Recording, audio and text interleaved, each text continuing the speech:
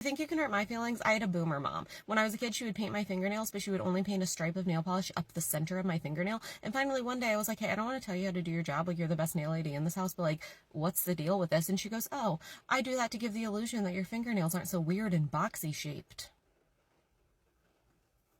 Sometimes she would hold up her wrist and she would make me put my wrist next to hers, and she would call my older sister over and we'd all just like sit around comparing wrists because that was like a really fun activity to her, I guess. And she'd say, I think Kate must get her big wrists from your father's side of the family. When I was a kid, she always made me have bangs, and as the 90s waxed and waned and the new millennium dawned, I kind of looked around and I was like, hey, the only people that still have bangs is like the cast of Lizzie McGuire, and, you know, I'll stand Hilary Duff forever, but that cast had kind of a weird Delia's catalog trying too hard vibe that just wasn't me. So I was like, Mother, I think I'm going to skip the next trim. Like, it's time to let these babies grow out. And she was like, that's really not a good idea.